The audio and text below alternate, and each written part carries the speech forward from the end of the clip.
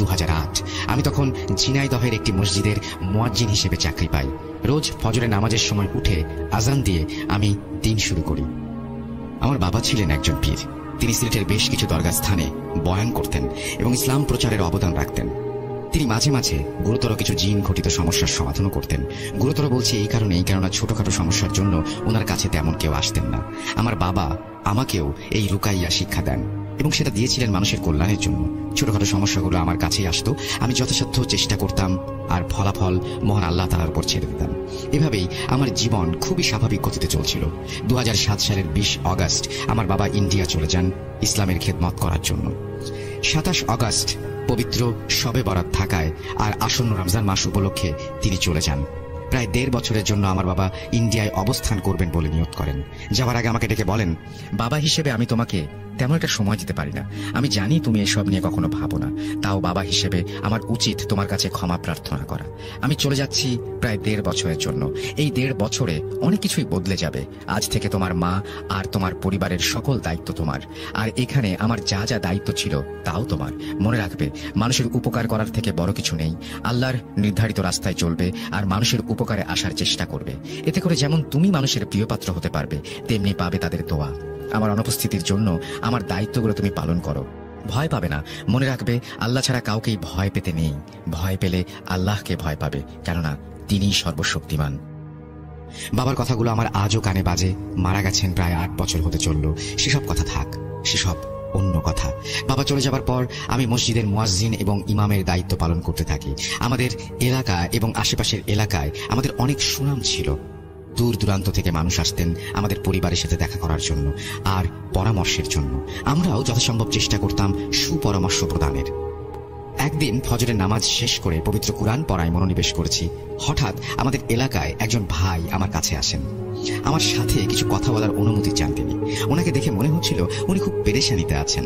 তাই আমি কোরআন পড়া শেষ করে ওনাকে ডাকি। মসজিদের ভেতরের একটা কোনায় বসে আমরা আলোচনা শুরু করি। উনি আমাকে বলেন, ভাই, আপনার কাছে সাহায্যের জন্য এসেছি। আমি আপনাকে একটা কথা বলতে চাই, আপনি শুনুন, আর এরপর সিদ্ধান্ত আপনার। আমাকে জানাবেন।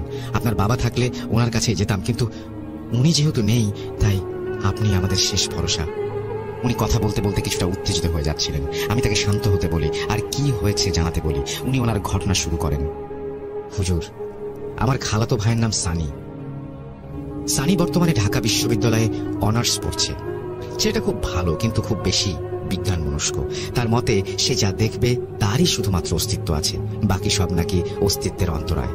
বলতে খারাপ লাগছে, তবুও বলছি, সে একজন নাস্তিক, সৃষ্টিকর্তায় অবিশ্বাসী। তাকে অনেক কিছু বলে বুঝিয়েও কোনো সুবিধা করতে পারেনি।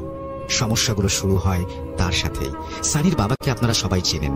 ওনাদেরকে আমি একসাথে বহুবার দেখেছি, কিন্তু ওনারা কেউই নিজেদের ব্যাপারে কাউকে কখনো কিছু বলেননি। এর কারণ আমি জানি না। আপনাকে আপনার বাবা এসব বলেছেন কিনা তাও আমার অজানা।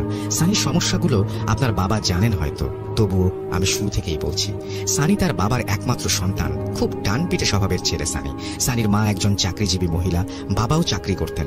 গত বছর সানির বাবা ইন্তেকাল করেন ব্রেইন স্ট্রোকে আক্রান্ত হয়ে। ইন্না লিল্লাহি ওয়া ইন্না ইলাইহি রাজিউন। সানির বাবা বেশ পরহেজগার ছিলেন। খুব বেশি সমস্যায় না পড়লে খালুজান নামাজ কাজা করতে দিতেন না। অন্যদিকে সানির মা বেশ বিজ্ঞান মনস্কা মানুষ। চিকিৎসক ছিলেন বিধায় হয়তো এমনটা ছিলেন। খালা ধর্ম তেমন একটা না মানলেও তিনি অবিশ্বাসী ছিলেন তা বলবো না। সানিকে তার বাবা অর্থাৎ আমার খালু নামাজ কালাম আখেরাত পরকাল এসব নিয়ে অনেক বোঝানো সত্ত্বেও বিশেষ কোনো লাভ হয়নি। হবেই বা কিভাবে? ছোট থেকেই বোর্ডিং স্কুলে পড়ালেখা করতো সানি। তাকে সঠিক রাস্তা দেখানোর মতো কেউ ছিল না। শুনেছিলাম কোনো কোনো ছোট বাচ্চা যদি বানরের সাথে রাখা হয় তাহলে কিছুদিন পর সে নিজেদেরকে বানর ভাবতে শুরু করে, বানরের মতো আচরণ শুরু করে। এক্ষেত্রে তার ব্যতিক্রম হয়নি। ছোট থেকে তাকে এসব ব্যাপারে বলার মতো বা বোঝানোর মতো কেউ ছিল না। যখন সে বড় হলো তখন শতবার বলেও এই জন্য কোনো লাভ হয়নি। সানির বাবা অর্থাৎ আমার খালুজানের ব্যাপারে আপনাকে জানানো খুব জরুরি, কারণ ওনার সাথে সানির বর্তমান অবস্থা সম্পূর্ণভাবে জড়িত। সেটাও আপনি আস্তে ধীরেই জানবেন। হুজুর, আমরা সকলেই নিজেদের জীবনে খারাপ স্মৃতিগুলো মন থেকে মুছে ফেলতে স্বাচ্ছন্দ্য বোধ করি। মনে দাগ কেটে যাওয়া সেসব স্মৃতি নিয়ে আমরা কারোর সাথে কথা বলতে চাই না। সানির বাবারও হয়তো এমন একটি স্মৃতি আছে যা এখনো আমাদের অজানা রয়ে গেছে। এটা আমরা শুধু ধারণা করছি। যদি আমরা এর আগে জানতে পারতাম, পরে জানতে পারতাম, তাহলে হয়তো এমন কিছু হতো না। এখন আফসোস করে কিছুই হবে না। তবুও আমাদের স্বভাব এটাই যে আমরা আফসোস করতে পছন্দ করি। সানির বাবা মারা যাবার পর সানির মা চাকরি ছেড়ে দেন। ছেলের সাথে তিনিও ঢাকায় পাড়ি জমান। ব্যাংকে জমানো টাকাও বেশ কম ছিল না, কিন্তু ভাগ্যের পরিহাসের কাছে সেসবও টেকেনি। খালু মারা যাবার 2 মাস পর খালার ব্লাড ক্যান্সার ধরা পড়ে এবং যার চিকিৎসা ছিল অত্যন্ত ব্যয়বহুল। যদিও উন্নত কোনো চিকিৎসা দেশে ছিল না, তাও তাকে হাসপাতালে ভর্তি করে সানি। পাশাপাশি বিদেশে নেয়ার জন্য তোড়জোড় শুরু করে। কিন্তু দেশে প্রায় 3 মাস চিকিৎসা করানোর পর তাদের জমানো সেই টাকা প্রায় ফুরিয়ে আসে। নিজেদের বাড়ি বন্ধক রেখেও বিদেশে গিয়েও চিকিৎসা করার মতো অর্থ তাদের হয়ে ওঠে না। পাগলের মতো হয়ে যায় সানি। মাকে বাঁচানোর জন্য এমন কিছু নেই যা সে বাদ রাখেনি, হাত পাতাটাও বাদ যায়নি। আমরাও অনেক চেষ্টা করেছি যতটুকু সম্ভব সাহায্য করার, তাও অর্থাভাবে কোনোভাবেই মেটানো যাচ্ছিল না। সানি তখন সিদ্ধান্ত নেয় তার গ্রামের বাড়িতে থাকা তার বাবার বাড়িটি বিক্রি করে দেবে। খালুর জন্মস্থান একটি গ্রামের সম্ভ্রান্ত পরিবারে, অনেক ধনী ছিলেন তারা। কিন্তু খালু সম্পর্ক করে বিয়ে করার পর বাড়ির সাথে খালুর সম্পর্ক বিচ্ছিন্ন হয়। খালুর মা তার জন্মের কয়েক বছর পর অজ্ঞাত রোগে পঙ্গু হয়ে যান। কোলে পিঠে করে সানির দাদাই সানিকে মানুষ করেন, তাই ছেলের এমন কাজ তিনি মেনে নিতে পারেননি। অন্যদিকে খালুর একজন বড় বোন ছিল। খালুর বোনও খালুকে অনেক ভালোবাসতেন। খালুর বাবা অর্থাৎ সানির দাদার এক মেয়ে আর এক ছেলের মধ্যে তাদের বাড়িটি তারা ছোট থাকা অবস্থাতেই লিখে দিয়েছিলেন। খালুর বোনের বিয়ে হয় অনেক বড় ঘরে। বিয়ে করে কানাডায় চলে যাবার সময় তার অংশটিও ছেড়ে দিয়ে সম্পূর্ণ বাড়িটি তিনি খালুকে দিয়ে গেছিলেন। যোগাযোগ না থাকার জন্য সানি তার দাদার বাড়িতে তেমন একটা যায়নি বললেই চলে। অনেক ছোট থাকতে একবার গিয়েছিল, যা তার মনে থাকার কথা না। মাকে বাঁচানোর জন্য সে একা একাই তার গ্রামের বাড়ির উদ্দেশ্যে রওনা দেয়। গ্রামে পৌঁছে তার দাদার নাম বলায় গ্রামের অনেক বুজুর্গ ব্যক্তিগণ সানির দাদাকে চিনতে পারেন। সানিকে তার দাদা বাড়ি দেখিয়ে দেয়া হলে সে তাদের বলা পথ অনুসরণ করে দাদা বাড়িতে এসে পৌঁছায়। সেখানে গিয়ে সে দেখে সেই বাড়িতে একটি স্কুল প্রতিষ্ঠিত হয়েছে। স্কুলের লোকজনকে জিজ্ঞাসা করে জানতে পারেন সানির বাবাকে তার দাদা যে বাড়ি লিখে দিয়েছিলেন এটা সেই বাড়ি নয়। এই বাড়ি সানির দাদা মারা যাবার আগে স্কুল প্রতিষ্ঠা করার জন্য দান করে যান। সানির বাবার যে বাড়ি ছিল সেখানে নাকি তার দাদার পরিবার থাকতেন না। কেন থাকতেন না তাও কেউ বলতে পারে না। সেই বাড়ির ঠিকানা জানতে চাইলে সানিকে বাড়ির রাস্তা দেখিয়ে দেওয়া হয়। অনেক খুঁজে খুঁজে এক সময় সানি বাড়িটি পেয়েও যায়। সারাদিন এদিক সেদিক সন্ধান করতে করতে রাত হয়ে যায়। বাড়ির সামনে গিয়ে সে দেখে বাড়ির পাশের দিকে বিশাল একটা গোয়াল ঘর। গোয়াল ঘরে এক যুবক কাজ করছে। গোয়ালের কয়েকটি বড় বড় বলদ বাঁধা। সানি সেই যুবকের কাছে গিয়ে তাকে পরিচয় দিলে সেই যুবক গাল ভর্তি হাসি ও মুখ ভর্তি পান নিয়ে তার দিকে এগিয়ে আসে আর বলে, আরে ভাইজান, আপনি আসছেন? আমরা তো কখনোই ভাবিনি আপনি আসবেন এখানে। আমার বাবা দাদারা আপনাদের এই বাড়িতে কাজ করতেন। এই গোয়ালে অনেক গরু ছিল, এখন এই 3টাই আছে। এগুলো আপনাদেরই। আপনারা না থাকায় আমি এগুলো দেখাশোনা করি। বাড়ির ভেতরে যাই না, সকালে আসি, কাজ শেষ করে রাতে নিজের বাড়ি ফিরে যাই। আপনি আসবেন জানলে আগেই বাড়ির ভেতরটা পরিষ্কার করে রাখতাম।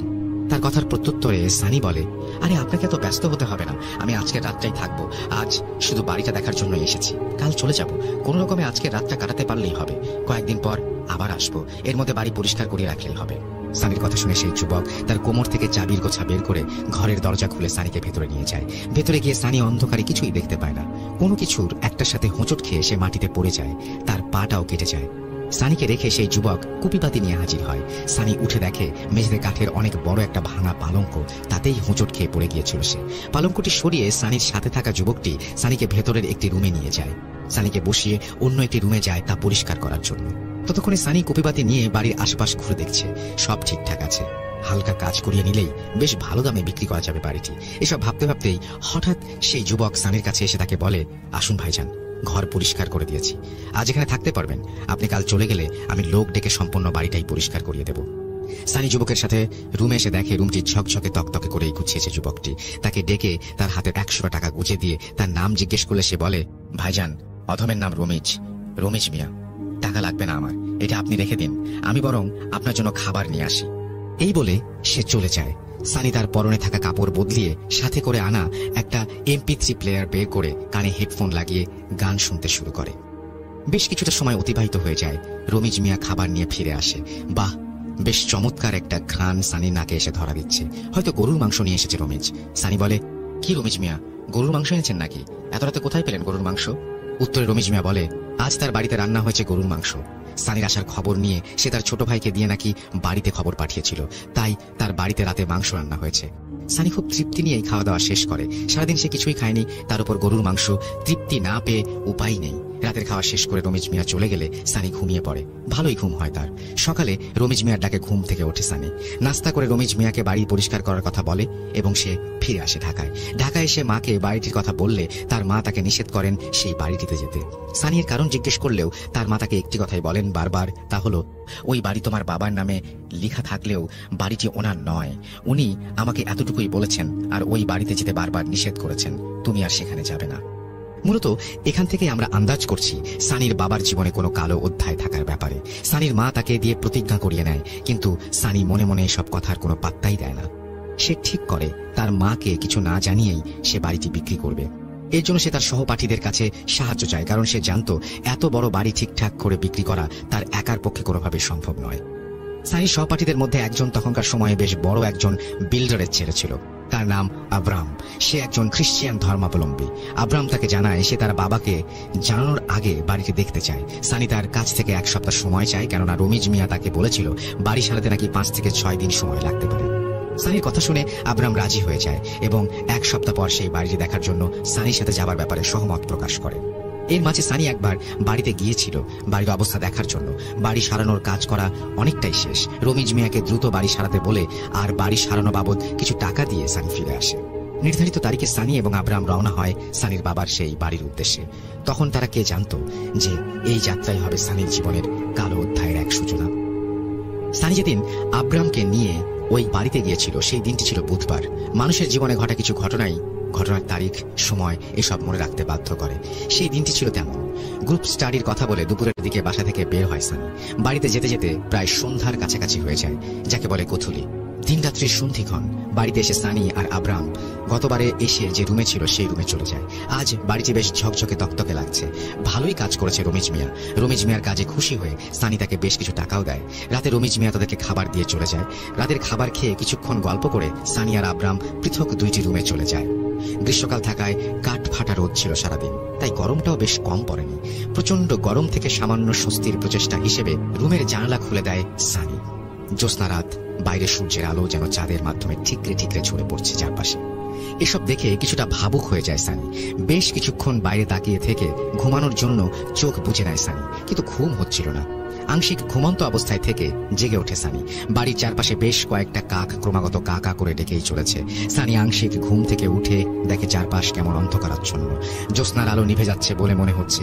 হালকা আলোয় তার বাড়ির আশেপাশে বেশ কিছু কাকের অস্তিত্ব টের পাওয়া যাচ্ছে। বাধ্য হয়ে জানালা বন্ধ করে শুয়ে পড়ে সানি।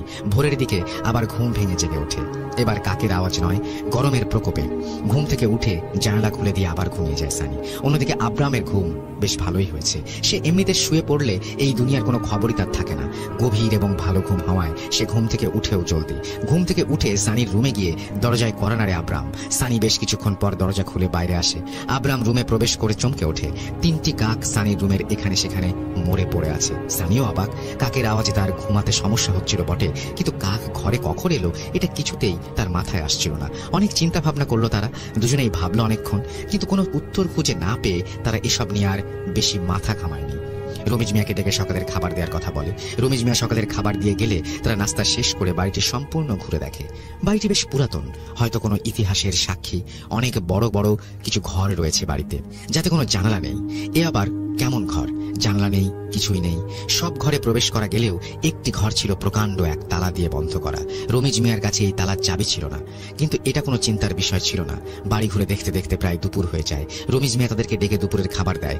খাবার দাবার শেষ হলে রমিজ মিয়া সানিকে একান্তে ডেকে নিয়ে আমতা আমতা করে কিছু কথা বলে, যা ছিল মানে হয়েছে কি ভাইজান, আমার আব্বা বেশ অসুস্থ ছিলেন।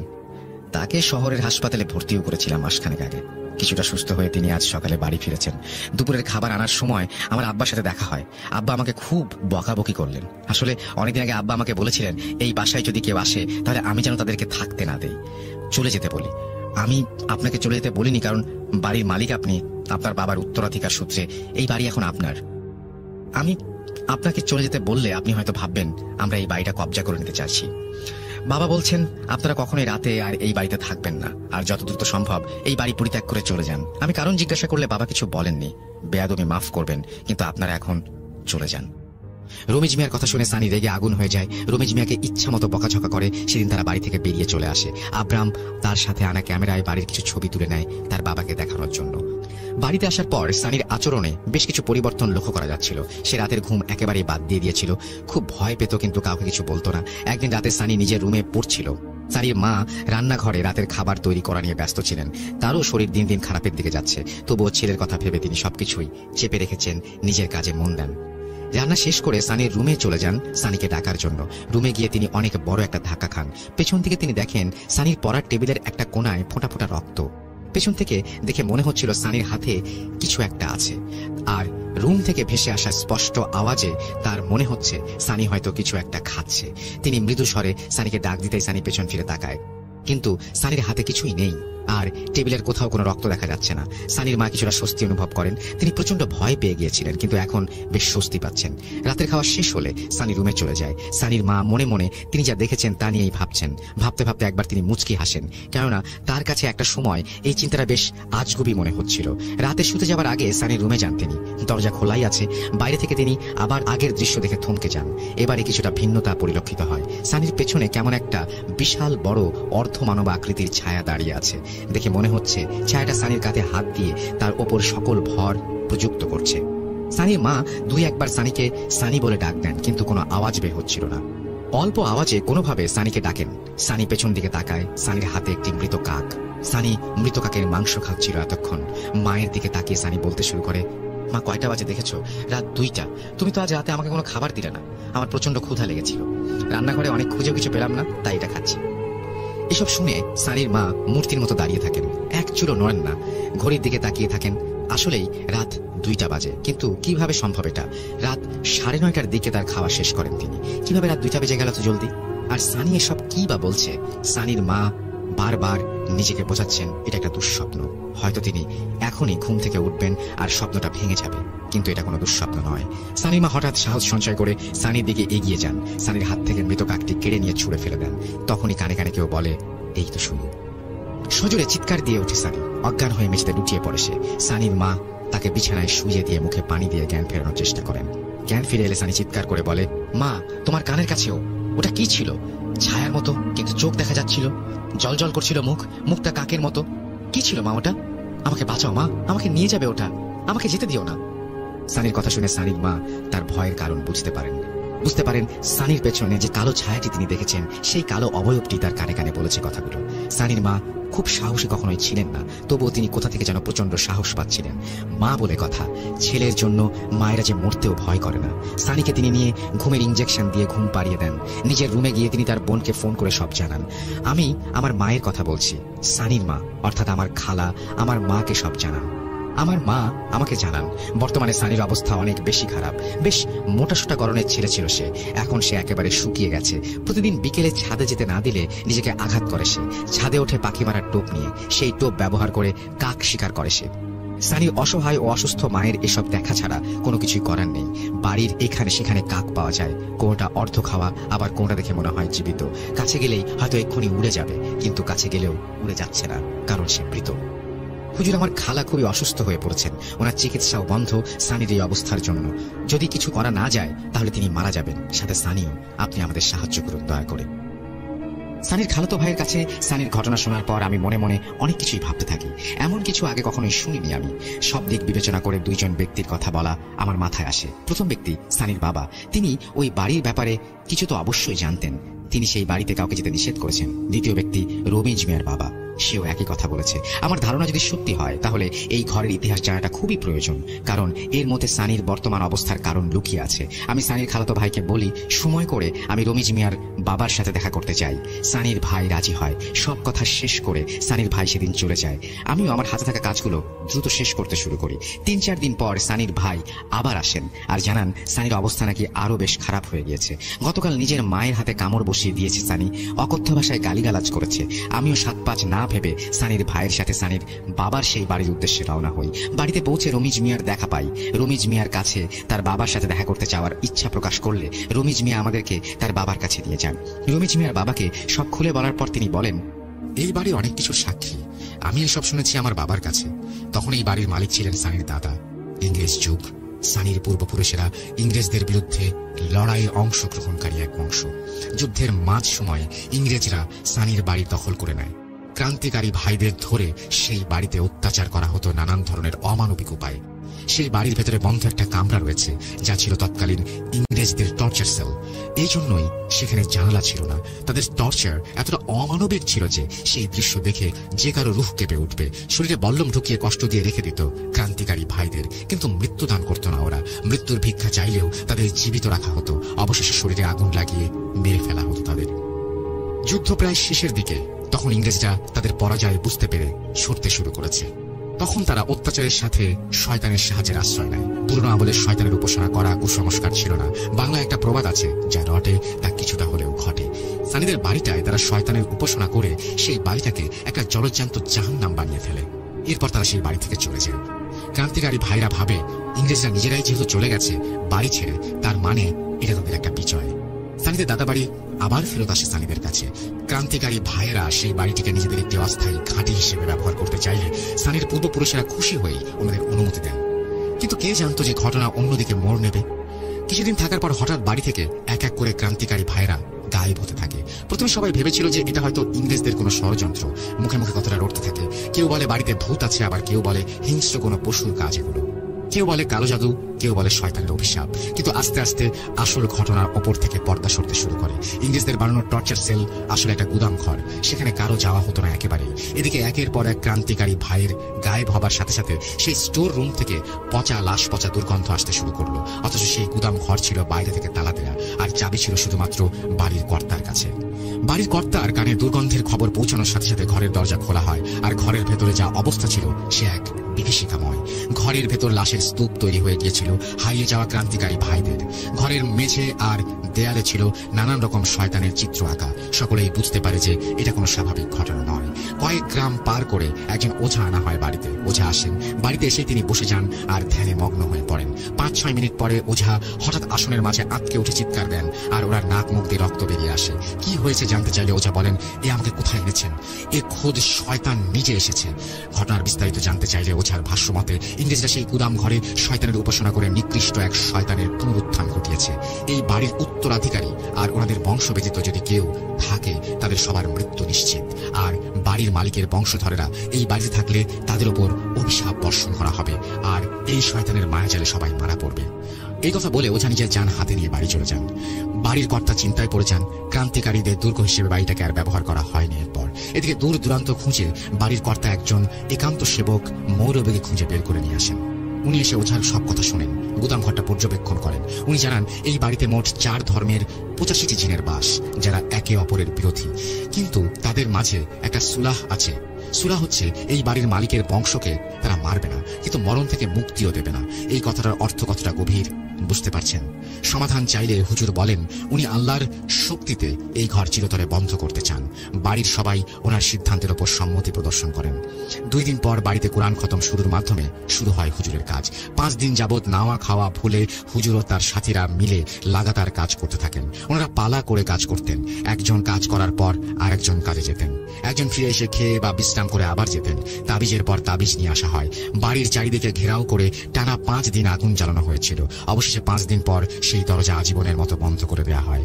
কাঠ আর পেরেক দিয়ে সাথে লাগানো হয় প্রকাণ্ড এক তালা। দরজার চারপাশে নানা রকমের আয়াত লেখা কাগজ তাবিজে পুড়ে লাগিয়ে দেওয়া হয়। ঘর বন্ধ করার আগে মৌলভী সাহেব আলকাতরা ব্যবহার করে সমস্ত শয়তানি চিত্র ও নকশা ঢেকে দিয়েছিলেন।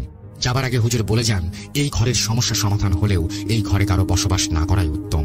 অবশেষে সকলেই হুজুরের কথা মেনে নিয়ে ওনাদের পূর্বপুরুষের ঘর ছেড়ে অন্যত্র চলে যান। এই ছিল অভিশপ্ত ঘরের ইতিহাস। এবার সানির বাবার জন্মের ইতিহাস। অনেক বছর কেটে গেছে। উত্তরাধিকার সূত্রে সেই বাড়িটি এখন সানির দাদার। তার একজন পুত্র সন্তানের খুব আকাঙ্ক্ষা ছিল। ওনাদের এত ধন সম্পদ কে ভোগ করবে আর কেই বা সামলাবে, এসব চিন্তা করে উনি ব্যতিব্যস্ত হয়ে পড়েন। ওনার একজন কন্যা সন্তান থাকলেও উনি পুত্র সন্তানের আশায় ব্যাকুল। পুত্র সন্তানের লোভে উনি এহেন কাজ নিয়ে যা করেননি। দূর দূরান্ত খুঁজে এক তান্ত্রিক বাবার সন্ধান নিয়ে আসেন। কতটুকু অন্ধ হলে একজন মুসলমান ব্যক্তি একজন তান্ত্রিকের সাহায্য নেয় ভাবতে পারেন। লোভ আর প্রাপ্তির আকাঙ্ক্ষায় মানুষ যেমন অমানুষ হয়ে পড়ে তেমনি অন্ধ হয়ে যায়। তান্ত্রিক সানির দাদাকে জানায় যে এই কাজ করলে ক্ষতির সম্ভাবনা আছে, কিন্তু সানি সানির দাদা তার কথায় কর্ণপাত করেনি। তান্ত্রিক তাকে জানায় যেহেতু এই সন্তান ভগবানের ইচ্ছাতে হবে না, সেহেতু তাকে একটা যজ্ঞ করতে হবে, যা করতে হবে এমন জায়গায় যেখানে ইতোমধ্যে শয়তান উপস্থিত আছে। সানির দাদা তাদের পৈতৃক নিবাসের কথা লোকমুখে অনেক শুনেছিল, শয়তানের বন্দির কথাগুলো সে লোকমুখে শুনেছে। সে তান্ত্রিকরা তাদের পুরনো ভিটেতে নিয়ে যায় এবং লোকবল লাগিয়ে গুদাম ঘরের দরজা খুলে দেয়। তান্ত্রিক যজ্ঞ শুরু করে আর কয়েক ঘন্টা পর যজ্ঞ শেষে জানায় জলদি তার ঘরে পুত্র সন্তানের আবির্ভাব ঘটবে। কয়েক মাস পর সানির দাদার ঘরে সুখবর আসে। অবশ্যই পুত্র সন্তান প্রাপ্ত হয় সানির দাদা, কিন্তু পুত্র সন্তানটি যেন কিছুটা অস্বাভাবিক ছিল অন্য সকল বাচ্চাদের চেয়ে। সে কয়েক মাসের ভেতর হাঁটা শিখে যায় এবং কথা বলা পর্যন্ত শিখে যায়, কিন্তু তার কথাগুলো ছিল অতি প্রাকৃত, মানুষ মারা, ভর করা, এসব। এহেন অবস্থা দেখে ভয়ে সানির দাদা সেই তান্ত্রিকের শরণাপন্ন হন। তান্ত্রিক তাকে বলে সে আগেই বলেছিল, সাবধান করেছিল, খারাপ কিছু ঘটতে পারে। সৃষ্টিকর্তার অনিচ্ছায় জন্ম যেহেতু এই ছেলে, সেহেতু পরিণাম ভোগ করতেই হবে। এসব শুনে সানির দাদা ওনার কাছে সমাধান চাইলে উনি কিছু চালের গুঁড়া পড়ে দেন আর বলেন এই চালের গুঁড়া একটা মুরগিকে খাওয়াতে হবে আর সেই মুরগিকে ওই গুদাম ঘরে বলি দিয়ে আসতে হবে অমাবস্যার রাতে। সানির দাদা সেই চালের গুঁড়া নিয়ে বাড়িতে আসে। অমাবস্যার তিথি ছিল 3 দিন পরে। চালের গুঁড়াটা উনি নিজের ঘরের এক কোণে লুকিয়ে রেখেছিলেন, কিন্তু কুদরতের যেন অন্যরকমই ইচ্ছা ছিল। ভাগ্যের ফেরে সেই চালের গুঁড়া পড়ে যায় সানির দাদার পুত্র সন্তান অর্থাৎ সানির বাবার হাতে। সে চালের গুঁড়া নিজেই খেয়ে ফেলে। সানির দাদা তখন ঘুমাচ্ছিলেন। কাগজ খচখচ আওয়াজে ওনার ঘুম ভাঙলে উনি দেখেন ওনার ছেলে সেই চালের গুঁড়া খাচ্ছে। উনি সাথে সাথে ছেলেকে নিয়ে তান্ত্রিকের কাছে যান। তান্ত্রিক বলে যে যেহেতু ভুল হয়ে গেছে, সেহেতু এই শয়তান মানুষ ব্যতীত অন্য আর কোনো প্রাণীর বলি নেবে না। এখন তার মানুষ বলি চাই, শুধু বলি না, নিজ ইচ্ছায় বলি অর্থাৎ আত্ম উৎসর্গ। এই কথা শুনে সানির দাদার মাথায় যেন আকাশ ভেঙে পড়ে। উনি বাসায় ফিরে সানির দাদিকে সবকিছু জানান। সানির দাদি বলে আল্লাহ কাছে দোয়া চাইতে আর নিজের পাপের প্রায়শ্চিত্ত করতে, কিন্তু কে জানতো সানির দাদির মনে অন্যরকমই এক খেয়াল আবির্ভূত ছিল। রাতের বেলা উনি তাহাজ্জুদে নামাজ পড়েন। সেদিন রাতে তাহাজ্জুদ শেষ করে নিজের ছেলের জীবন রক্ষা করতে চরম পাপের কাজ করলেন তিনি। বাইরে থেকে ভাড়া করে আনা কয়েকজন দাসীর সাহায্যে পঙ্গু অবস্থাতেই তিনি গুদাম ঘরে নিজেকে উৎসর্গ করলেন। নিজের জীবন নিজের ছেলের জীবনের জন্য দান করে গেলেন। সানির দাদির লাশ পুড়িয়ে ফেলা হয় তান্ত্রিকের পরামর্শে। এরপর থেকে সেই ঘরটি বন্ধ। প্রিয় লিসেনার্স, আমি সিফাত আলম ঘটনার এই পর্যায়ে কিছু কথা বলতে চাই। রুকাইয়া, এক্সরসিজম, ভূত মাথা কাটানো, এই 3 শব্দের সাথে আশা করি আপনারা সকলেই পরিচিত। এই 3টি শব্দ ভিন্ন হলেও এর অর্থ একটাই। এর অর্থ ধর্মীয় বিশ্বাসকে কাজে লাগিয়ে কোন শয়তানি শক্তিকে পরাস্ত করা। এই কথাগুলো বলার কারণ হচ্ছে এই ঘটনার বাকি অংশে 3 ধর্মের 3 জন মানুষ একত্রিত হয়ে কাঁধে কাঁধ মিলিয়ে সানিকে আরোগ্য করার চেষ্টা করেছেন, যা আপনারা জানতে পারবেন ঘটনার দ্বিতীয় পার্টে। ঘটনার দ্বিতীয় পার্ট নিয়ে আপনাদের মাঝে হাজির হবেন মোহাম্মদ সাবিত আলম আগামী কোনো এপিসোডে। আর অনেক বড় বিধায় একেবারে সম্ভব হয়ে ওঠেনি ঘটনাটি শেয়ার করা। আজকে এই পর্যন্তই বিদায় নিচ্ছি। ভালো থাকবেন। আল্লাহ হাফেজ। You are welcome to Boot FM Network. Please subscribe our channel for more videos. যেভাবে লেখা আছে আমি সেভাবেই শুরু করছি। আসসালামু আলাইকুম রাসেল ভাই ও প্রিয় শ্রোতা বন্ধুরা, আশা করি মহান আল্লাহ রাব্বুল আলামিনের অশেষ রহমতে আপনারা সবাই ভালো আছেন এবং সুস্থ আছেন। আমি মোহাম্মদ সাবিত আলম বলছি ময়মনসিংহ বিভাগ থেকে। আজ আমি আপনাদের সাথে যে ঘটনাটি শেয়ার করতে যাচ্ছি সেটির প্রথম পর্ব ইতোমধ্যেই আপনারা মোহাম্মদ সিফাত আলমের পাঠানো ঘটনার মাধ্যমে জানতে পেরেছেন, আর আমি এর দ্বিতীয় পর্ব পাঠানোর মাধ্যমে ঘটনাটির প্রথম অধ্যায়ের সমাপ্তি নিয়ে আপনাদের মাঝে হাজির হয়েছি। কি ভাবছেন প্রথম অধ্যায় কেন বললাম? শুনতে থাকুন, জানতে পারবেন। ঘটনাটি কে কখন কোথা থেকে সংগ্রহ করেছে তা আপনারা জানেন, তাই নতুন করে আর সেদিকে যাচ্ছি না। ভেবেছিলাম কিছুদিন পর দ্বিতীয় পর্ব নিয়ে হাজির হব। ঋতু পরিবর্তনজনিত কারণে জ্বর, সর্দি, কাশি এসবের জন্যই মূলত সময় নিতে চাচ্ছিলাম, কিন্তু পরে ভাবলাম আপনাদেরকে অপেক্ষা করানোটা আসলে অন্যায় হয়ে যাবে, তাই সবকিছু ভুলে লিখতে বসলাম। ঘটনার ভেতরে ভুল ত্রুটির জন্য আমি শুরুতেই রাসেল ভাইয়ের কাছ থেকে ক্ষমা চেয়ে নিচ্ছি। চলুন প্রবেশ করা যাক ঘটনাটির দ্বিতীয় পর্বে। বলছেন হুজুর,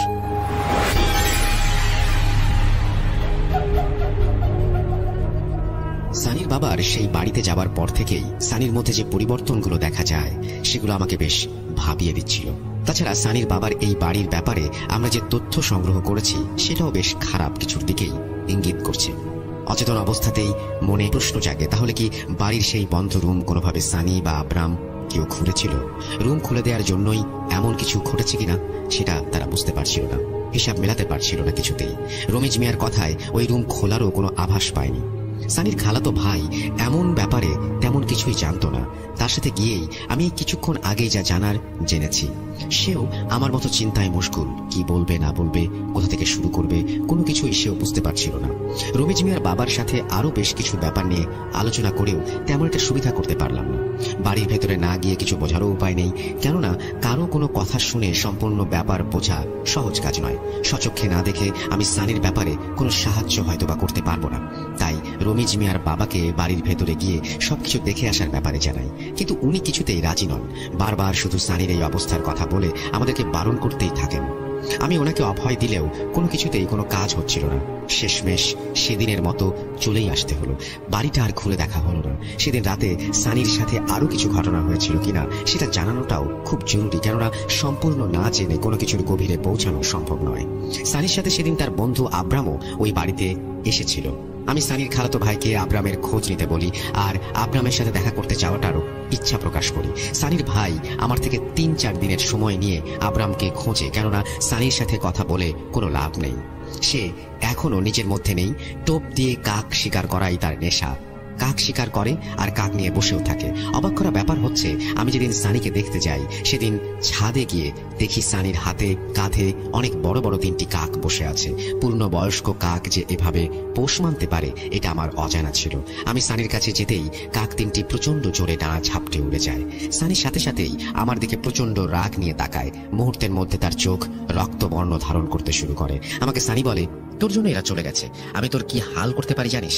আমার চোখের সামনে থেকে দূর হয়ে যায় এক্ষুনি। তুই এখানে থাকলে ওরা আমার কাছে আসবে না। এখান থেকে দ্রুত চলে যা, আর কখনো আসবি না। ভালো হবে না বলে দিচ্ছি।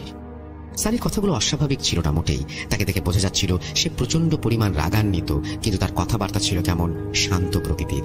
এমন কিছুর অভিজ্ঞতা এর আগে আর কখনো হয়নি। অবাকই হলাম বেশ, কারণ সাধারণত যাদের সাথে এমন হয় বা অন্য অর্থে যাদের ওপর খারাপ কিছুর ছায়া থাকে তারা খুব রাগারাগি করে আর তাদেরকে আয়ত্তে আনা খুব কষ্টসাধ্য ব্যাপার। কিন্তু সানির ক্ষেত্রে এমন কিছু দেখলাম না। সারাদিন এভাবে ছাদে থাকে সানি। সানির মায়ের সাথে দেখা করলাম। আব্রামের খোঁজ পেতে পেতে সানির ব্যাপারে তথ্যগুলো আগেই সংগ্রহ করে নেওয়ার জন্য সেদিন